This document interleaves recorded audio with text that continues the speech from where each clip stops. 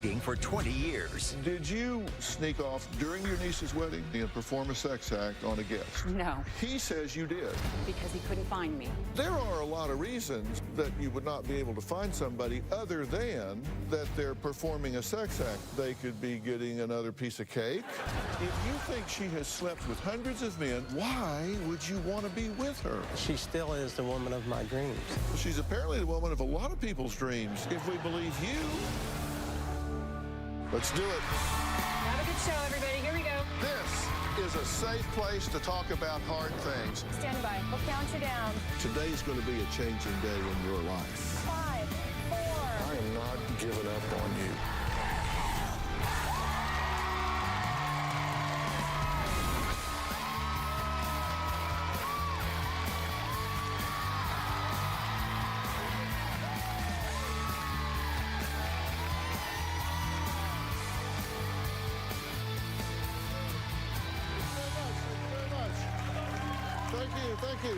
Thank you. Well, Jeff has written to me 3 times begging for help to get his wife Audrey to admit her secret that he swears she has been hiding for 20 years. The secret? Well, Jeff is convinced Audrey has been living a double life. One where she is a loving mother and devoted nurse, and another where she is a dangerous sex addict who has had affairs with hundreds of men. That's right, hundreds. Now, Jeff said he would be willing to forgive and forget Audrey's indiscretions, but says she absolutely refuses to come clean about even one act of infidelity. Take a look. Picture is clear. In my mind, you're cheating. Since 2014, Jeff, you have come up with stuff that's so bizarre. There's absolutely no doubt that Audrey has cheated on me for 17 out of 20 years that we were married. Let me say this. All I know is that I didn't cheat on you. So whatever that evidence you have, I don't even want to talk about it. Audrey has a sexual addiction. If she has the opportunity to cheat, she'll cheat. Suspicious events occur, like the night you didn't come home, you didn't call, you lied when you said what you were doing. So what do you think I was doing? You were having an affair. Audrey has cheated on me with hundreds of men. Audrey meets the men through everyday acquaintances, professional, non-professional, a random encounter. If Audrey was a spider, the men she has sex with are like flies that would land on a spider's web. Audrey puts herself in dangerous situations and has unprotected sex with other men. Facebook Messenger definitely became a tool in her little arsenal. Made it much easier for Audrey to successfully pursue these sexual encounters. When it comes to Audrey and her cheating, no place is sacred. For 17 years, whenever her parents went away on vacation, she would sleep with men at her parents' house. Audrey's so overconfident in her ability to deny and lie that she has gotten to where she really has no fear of getting caught. Because there's nothing that I can say or do to prove that I didn't cheat. This is in your head. This isn't real. All I want is Audrey to admit what she's done. Well, Jeff says that Audrey is no different than a serial killer who has perfected her skill set so well that she is uncatchable. In fact, Jeff calls Audrey the Ted Bundy of serial cheaters. Audrey is the Ted Bundy of serial cheaters. After watching the Ted Bundy documentary, it became readily apparent that Audrey's actions were eerily similar to Ted Bundy. She has a set pattern in how she lures in her victims. Audrey has this yearly ritual. In January, she selects a victim. In February, she's having this intense sexual relationship. By March, she's done with you and she kicks you to the curb. Whenever her parents went away on vacation, she would sleep with men at her parents' house. After her 3-month cycle, she comes home and acts like the dutiful housewife and like she never did anything wrong. Just like a serial killer, Audrey's perfected her skills, so that it's nearly impossible to catch her. She never comes home smelling like another man. She's never come home looked like she was up all night having sex with somebody else. It always happened that it was just like coming home from work. Audrey was able to cheat on me for 17 years without leaving a trace. She's like a professional killer. I truly don't believe Dr. Phil can help because she refuses to admit she's ever cheated, ever done anything wrong. Just like I've heard Dr. Phil say time and time again. You can't change what you don't acknowledge. And that's the real deal. There is no doubt in your mind that your wife has cheated with hundreds of men. No doubt whatsoever. You say that she is the Ted Bundy of serial cheaters. Now, Ted Bundy got caught, but you say you haven't caught her yet, but you have evidence. What is your evidence? Initially in 1997, when she had the first affair, that she didn't deny it. She didn't deny having the relationship with that other guy. So that's 20-something years ago. Right. And you've been married how long? 20 years. So this was before you got married? Yes. Why'd you marry her?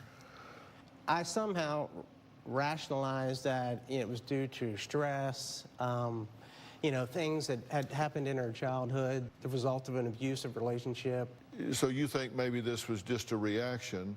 After that, you get married and you think she has a yearly ritual. Like January, she starts luring in her victims. In February, there's a torrid affair. Then March, she dumps them. How does she get hundreds of them in there? Because that would work out to be one per quarter. Well, I think she has encounters throughout the years, but it's not that ritual. Just like one-night stands. Yes. In 20 years, you've never had another piece of solid evidence? As far as solid evidence, and what I would interpret as solid evidence would be catching her red-handed. But you've never seen her with another man? I have seen her with other men, but not having sex, but in, say, like a bar or a social gathering where, I've witnessed her giving them these coy looks and then them responding, but never witnessed any actual inappropriate behavior. But why the comparison to the serial killer? Well, basically it's the cycle? It's the modus, yeah, the MO. That's it 100%. And then along with the things that lead a person to become a serial killer are present in her life, where she has had this history of abuse and then shows the signs of all the resulting symptoms of having been abused. We have excerpts from your journal comparing her to a serial killer, because you've written this down. You say, according to Wikipedia, so we know it's got to be right. Right. A killer is a person who murders 3 or more people, the murders taking place over more than a month and including a significant break, a cooling off period between them. Now, according to Jeff, like a serial killer, she also would have multiple sexual affairs, so that would be the murders, but in her case, it's sexual affairs. Correct, yeah. She would have cooling off periods in between her affairs, sometimes months or years. Okay, and then according to Wikipedia, again, many serial killers have faced childhood trauma. The child's environment is the dominant factor, where they're often abused by a family member. And then according to you, the development of a serial killer is very similar to a serial sexual cheater. Factors that contribute to the making of a serial killer are present in my wife's childhood. My wife was tall as a child, taller than all the boys, so she was teased and called Frankenstein even by a teacher. She was also molested by a family member. Wow, that's a leap. So what's being tall have to do with it? Well, that she was teased, emotionally abused, and made to feel like her only value was, when she got older, she realized she had, or after the abuse, she realized she had this redeeming quality, this sex appeal. And did you ever look on the FBI profiling sites about the characteristics of a serial killer? No, I don't believe, not that I recall. Because there are characteristics of a serial killer that FBI profilers have identified, and we use those. And she's not a serial killer. So your proof is basically that you've seen her give coy looks to men at times. It was a look that I come to recognize. And based on that, you've deduced that she's had sex with hundreds of men. It's one of the pieces of the puzzle. Well, I assume you gave me your strongest evidence. Is there a second piece of evidence? The night she didn't come home, the lying about these pay stubs and being at work when she wasn't at work. Audrey is here, and she insists that Jeff, well, she says he's delusional, and she denies every single one of his disgusting accusations, her words. We're going to add her to the conversation after the break and let her respond to this evidence. We'll be right back.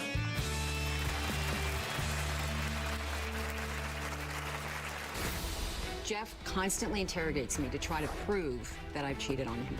You weren't home, you weren't at work. How do you know I wasn't at home? Jeff has not been able to produce one tangible piece of evidence to prove that I've been cheating. Jeff is completely delusional.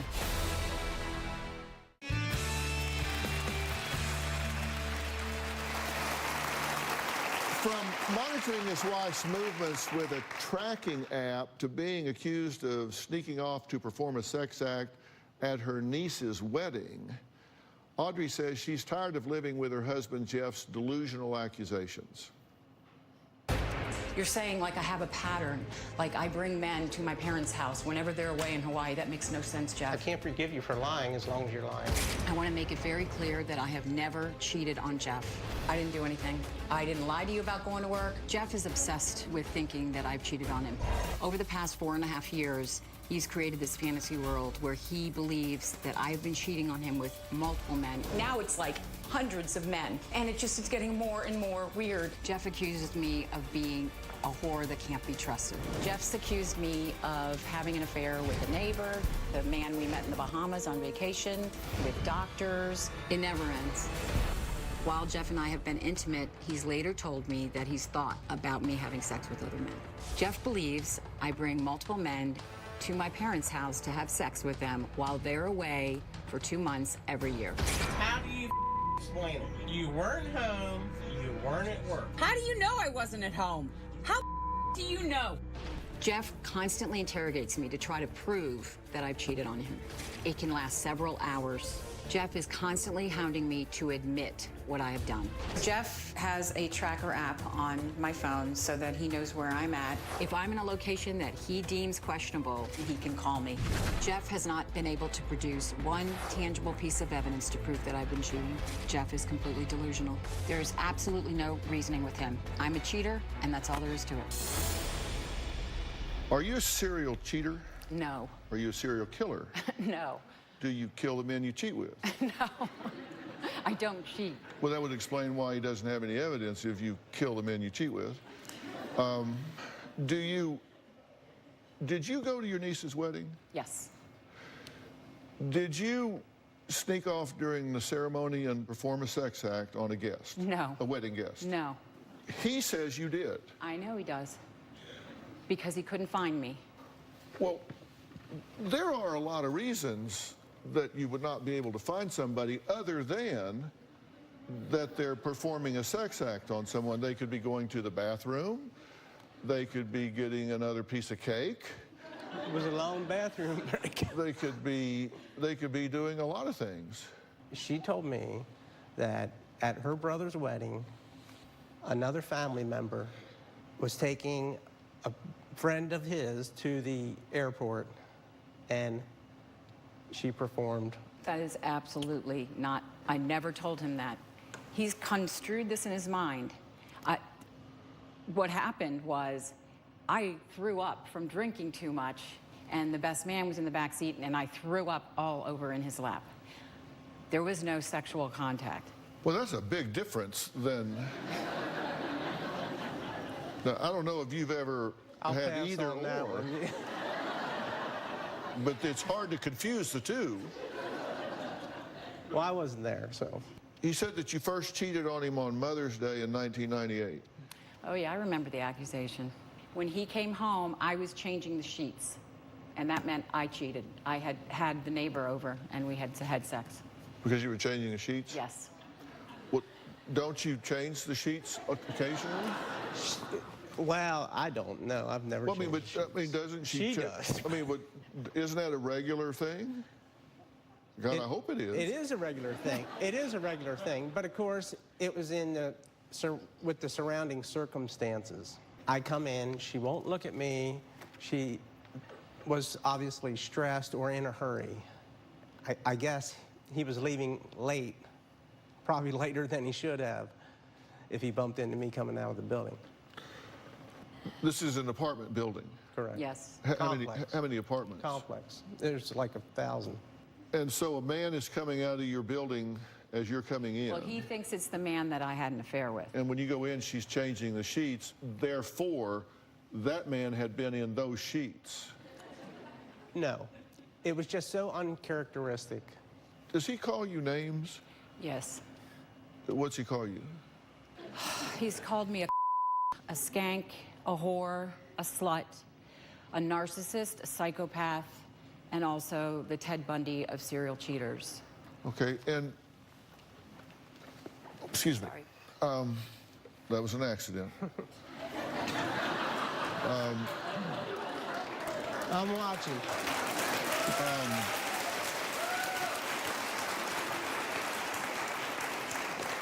Why is that okay with you?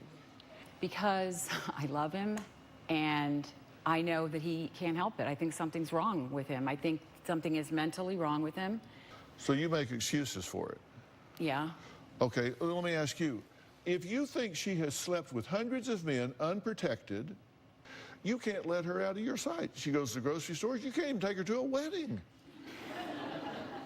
And she's performing sex acts on the guest.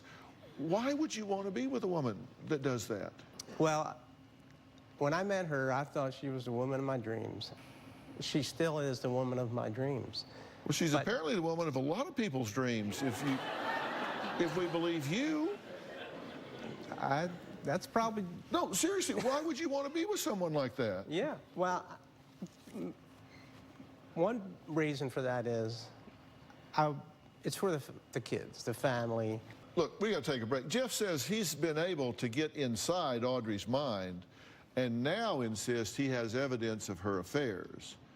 Well, we're going to look at this evidence that he's found in the canyons of her mind when we come back.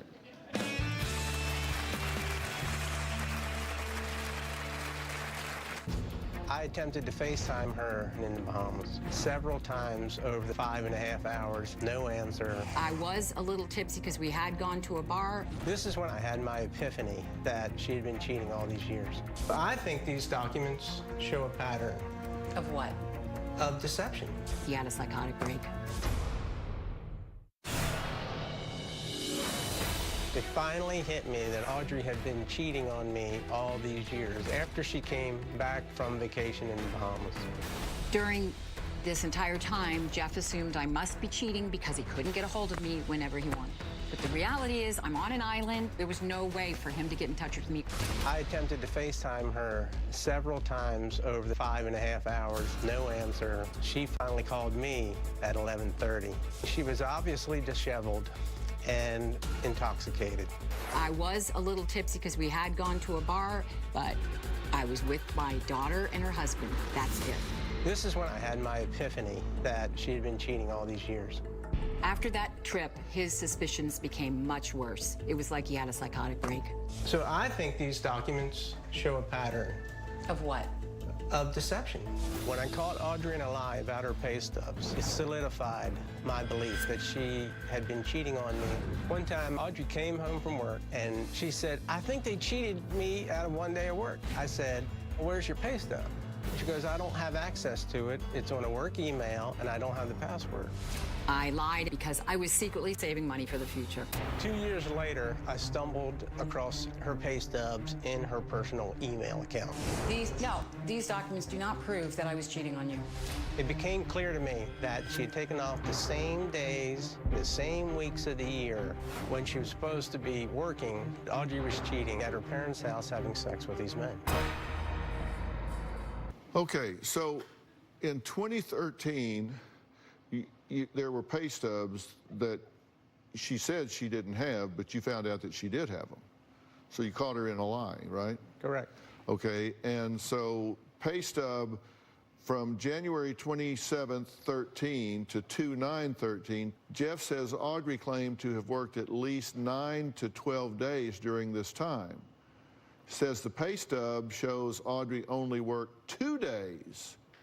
So she spent 7 to 9 days with her boyfriend. Now the pay stub 2/19/13 to 2/23/13, Jeff says Audrey claimed to work 9 days during this time.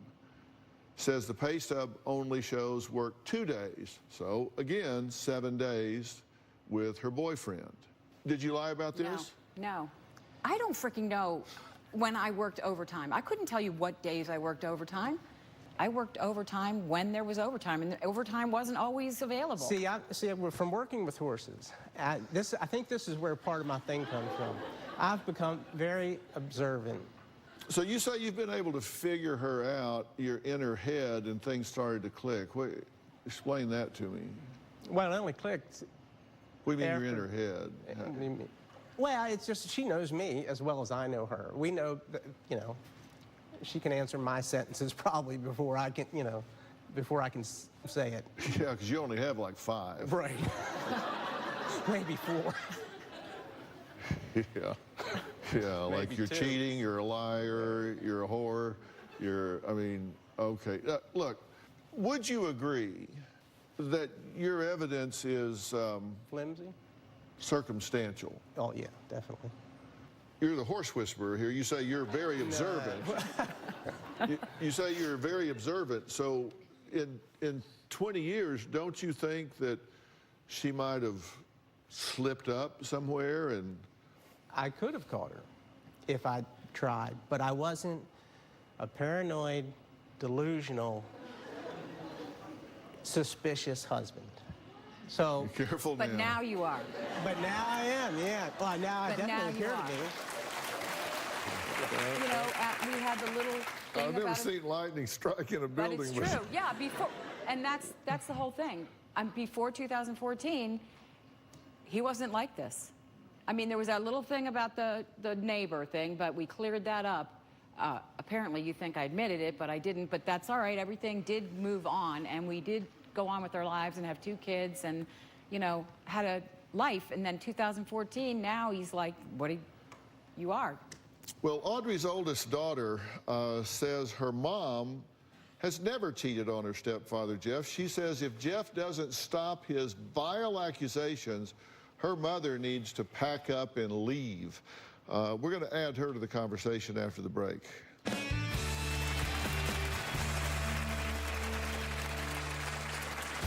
I haven't cheated you all the Right, and you know it. I live in constant fear of upsetting him. Jeff has told me I could kill you for what you've done to this marriage. He's like Dr. Jekyll and Mr. Hyde.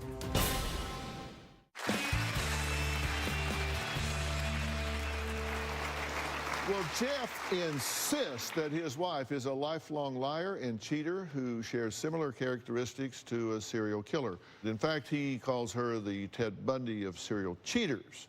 Now, Audrey denies ever being unfaithful, but says Jeff is so convinced he is right that he's told her that he could kill her.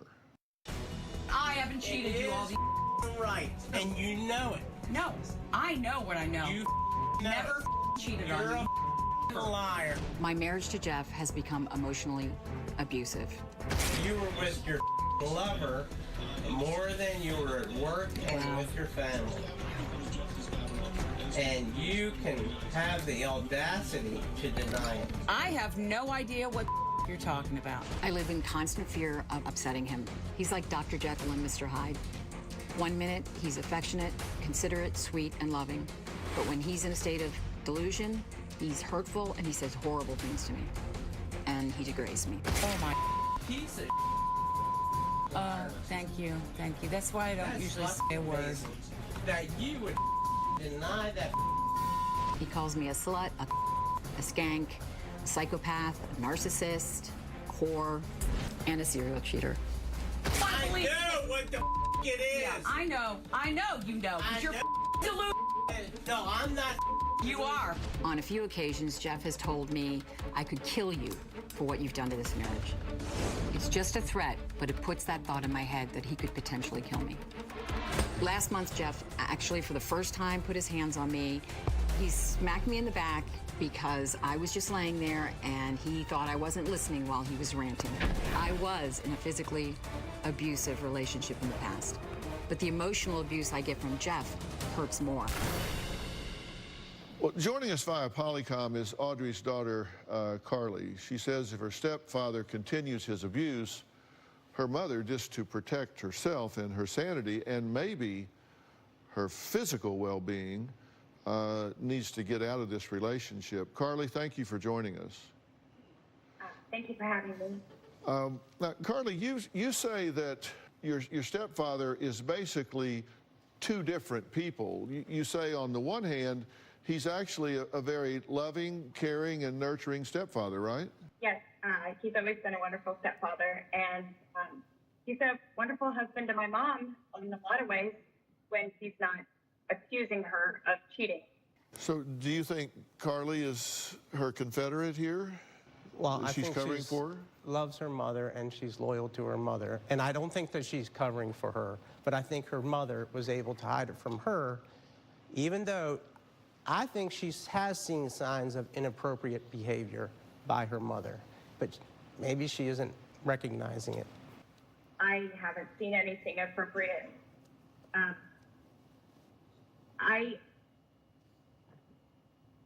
I just wish that he didn't believe these things and that he didn't think that my mom would do all this, because she wouldn't. And you've seen these vile texts that he sent to your mother, right? Yes. And what does it do to you when you read those? How do you feel about that? It's shocking.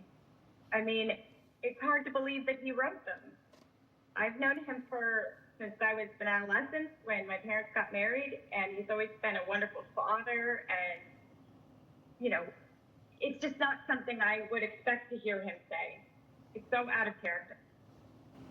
I've never shared any of this with anyone.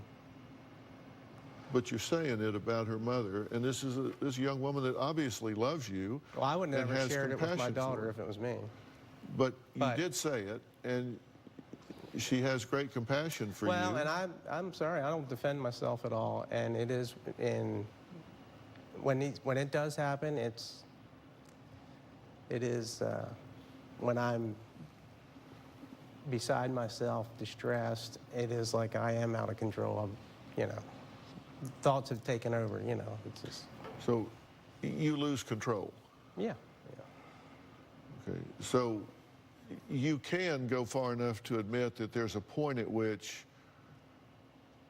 something comes over you and you lose control of your thinking. You don't have an edit button, and your thinking can run away with you. Yeah, I have a breaking point, and that, like I say. Okay, that I can work with. Next, so where do Jeff's insecurities come from? We'll talk about that when we come back.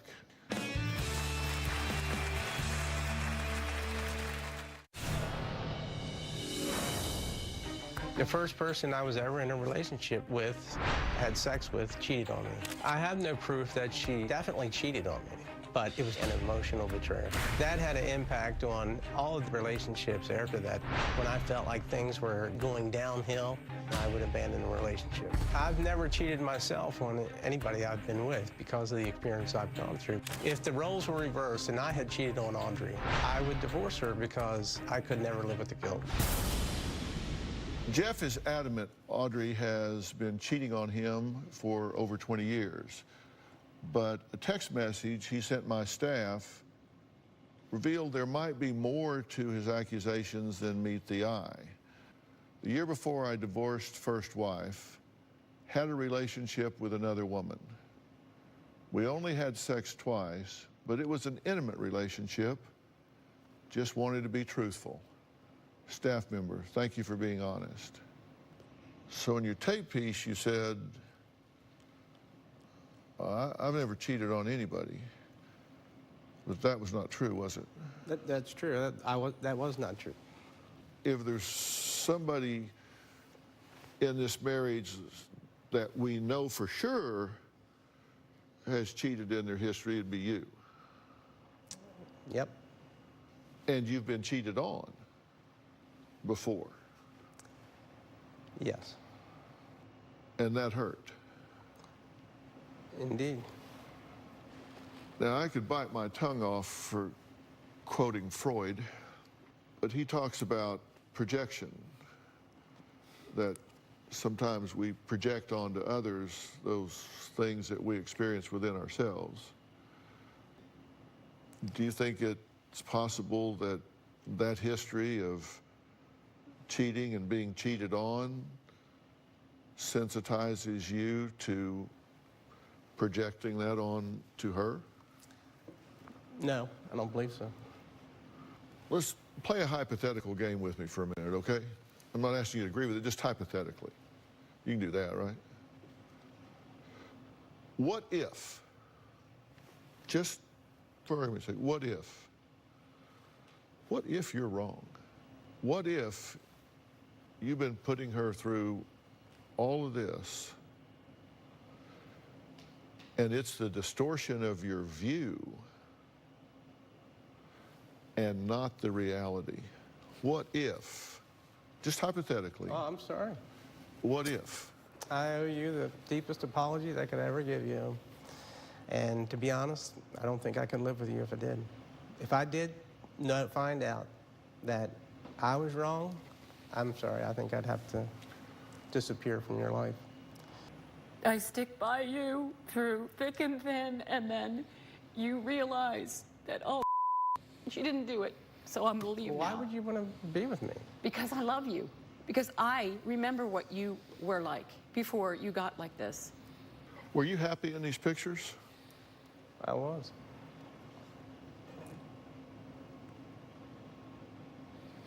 Do you want that again? Yes.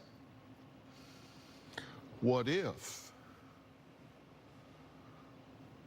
it's there for the taking? What if Oh, I'd like it nothing more than... there's something that's distorting your perceptions that you control?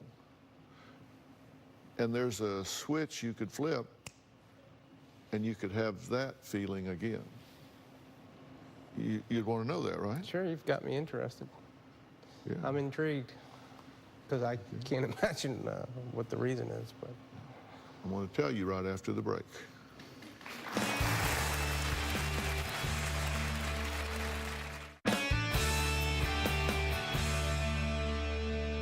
Before the break, I said, what if there's an alternative explanation?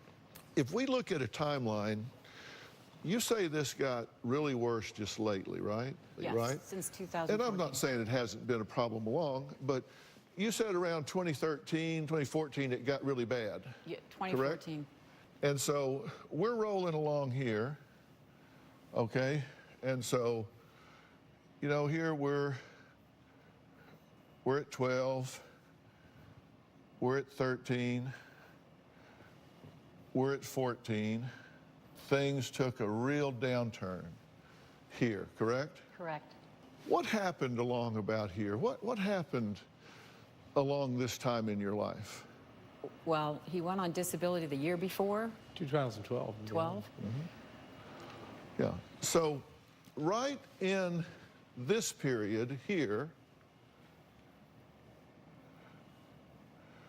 you find out that you have a bunch of discs that are damaged, and you have to go on disability at that point, right? Because you've got crushed disc. I mean, this is serious, right? This isn't somebody just say, you know, my back kind of hurts.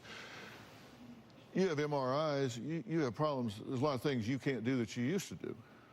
I don't think it's a coincidence that in this period leading up to when he began to get very, very sensitive, suspicious, paranoid, whatever you want to call it, about you, was absolutely on the heels of you being constitutionally compromised.